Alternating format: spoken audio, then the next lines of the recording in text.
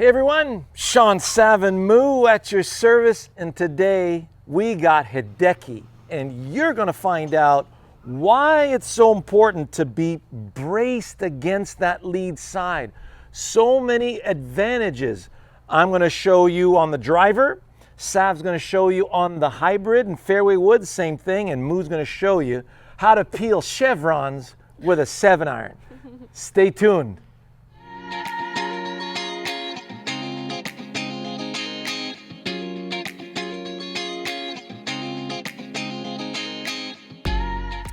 But before we continue, we would just love for you to join us and become members of Wisdom in Golf by subscribing to our channel first and foremost. Please leave a comment down below and hit the thumbs up. And please hit the bell so you never miss any of the videos. Don't want to miss any of the videos. Now, since it's nice and bright out here, got the shades on, very happy about that, soaking in the vitamin D.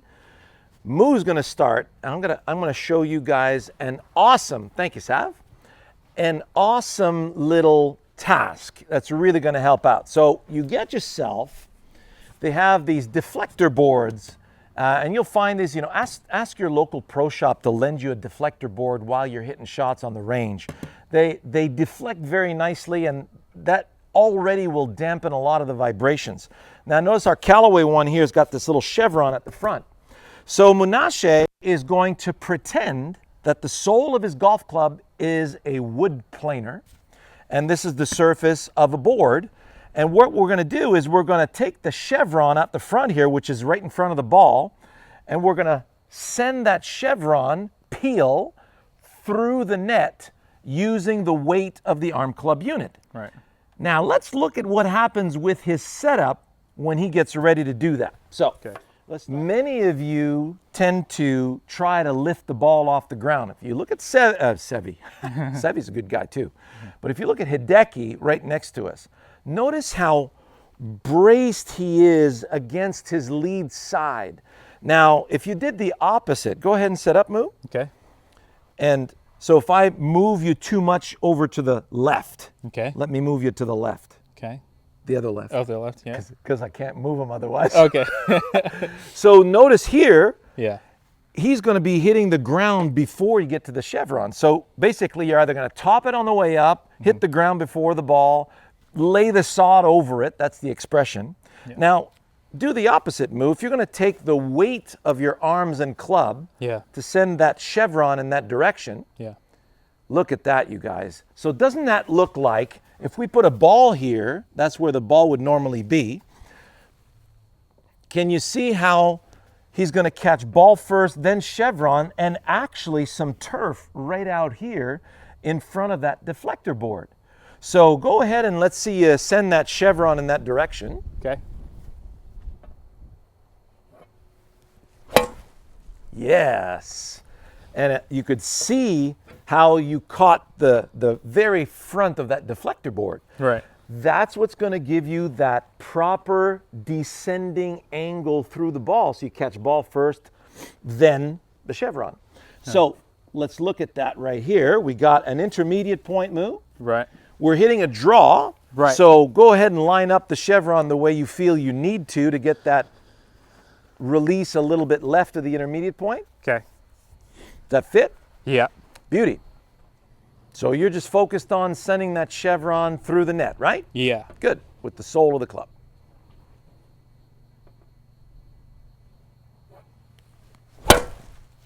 How did that feel? Real good. 3.2 up. Interesting. Yeah. What was the distance on that, Sav? Oh, 215 carry. Yeah. That's not too bad, Moo. Yeah. Did it feel solid? It felt solid. It was good compression, 1.38 smash factor. You know, it could be the deflector board that's doing that because The ricocheting of the... Yeah, exactly. Because you had a nice draw, 1200 spin to the right. Yeah. Backspin looked great. Smash factor was 1.4, 1.38 with a 7-iron. Yeah. Let's say you hit that pretty solid. Yeah, I felt good about that one, yeah. Yeah. Damn, that's solid. So, and that was carry. What was carry on that? 215, I think. 215. Yeah. I think it's safe to go. Yeah. All right. So Sav's got a hybrid. And you'd think because so many of you look down at the hybrid. That's a 3 hybrid, right? Yes. There's 21 degrees aloft. And you're looking down at that and you're thinking, how's the ball going to get airborne?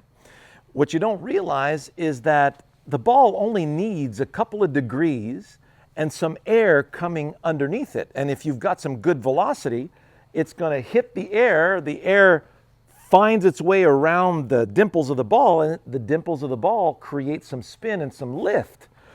So if the ball didn't have any dimples, it would basically scream at 40 yards and dive, all right, like a mad seagull.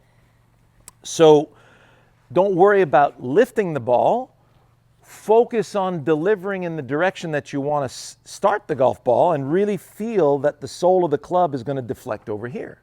So in your case, it's the same thing. That's what you see, right? Mm-hmm. Now, Savannah's task is to throw the club through the arc blur. So she sees an arc when she swings the club. Go ahead, Sav. Do a little practice swing. And observe the arc. And tell me where the bottom of your arc is when you're doing that. Did everybody see that? I'm sure you did. So that fits the shot, doesn't it? Yeah. All right, so go ahead and set up to the ball. And tell me when you're ready.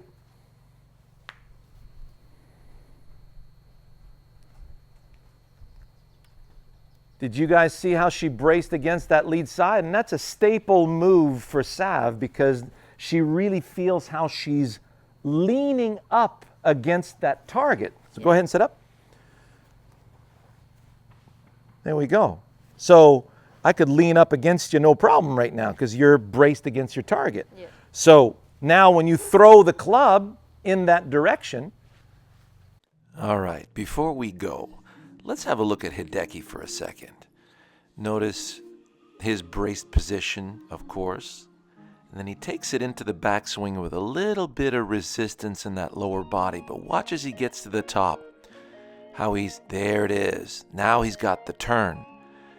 Watch that beautiful preparation in engaging his kinetic chain. There it is.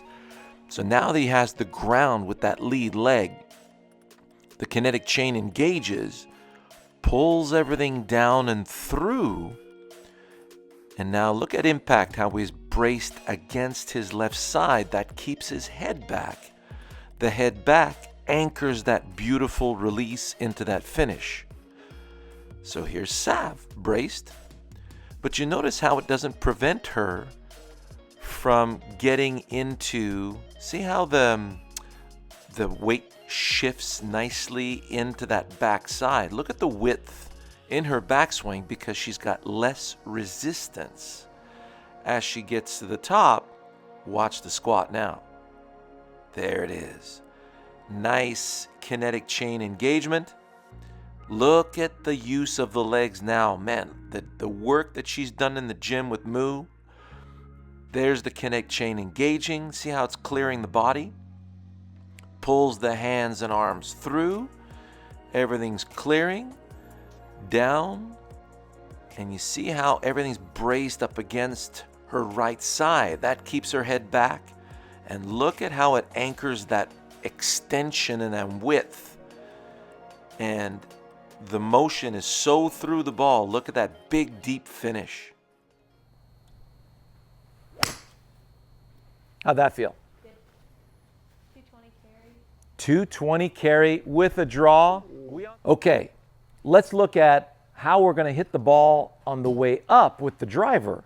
So you notice Hideki with the driver is still braced against that lead side, and he has a very wide stance, and that's not something that we recommend to all our students, especially if you're a weekend warrior. You'll find that wide really feels good statically, but then you'll notice that as he's finishing his swing, his foot drags over a little bit.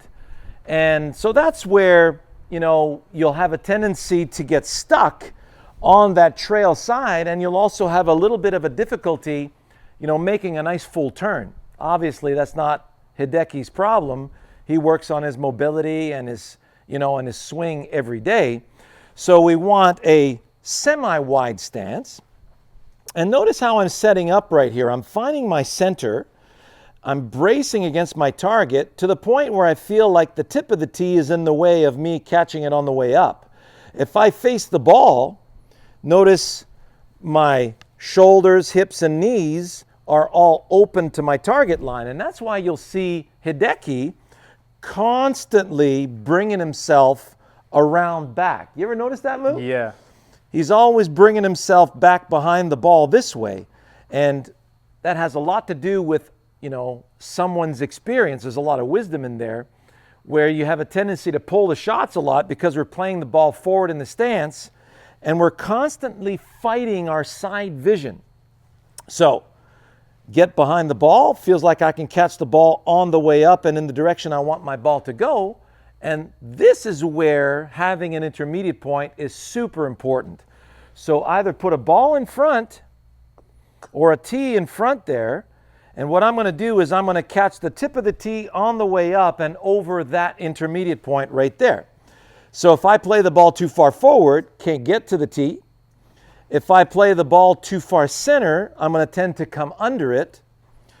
And now it feels like I'm braced against my lead side and it feels like I'm going to catch the tip of the tee on the way up and in the direction I want to go on. So let's have a look at what that is. So my eyes are on the tee and I'm throwing the club through my arc in that direction.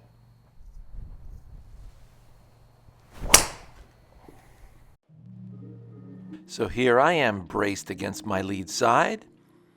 Notice my brain's got to go to my right leg to take care of my backswing. Everything is turning around the inside of that right leg, but notice how close I stay to my left side. See that squat into that lead side? Now the weight is staying on the inside of it so I can catch the ball on the way up. And watch this release. See how I caught the ball on the way up? Right through the net. You can actually see my launch angle right there by the way the ball went through the net. And then the right side brings my head up into the finish.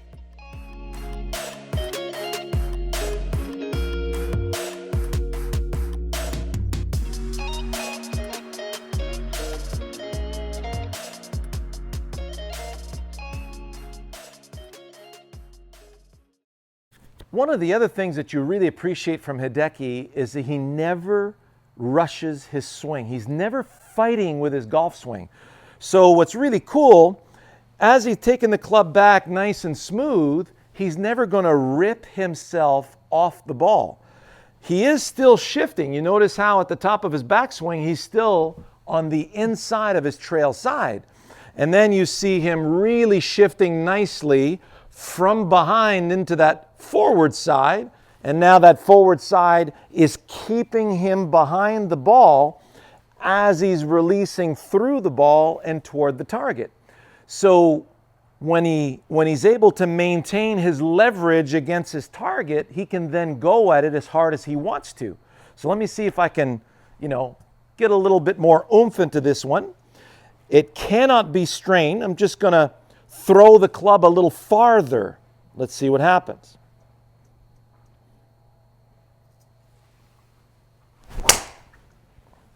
Hey, I think I threw that a little further.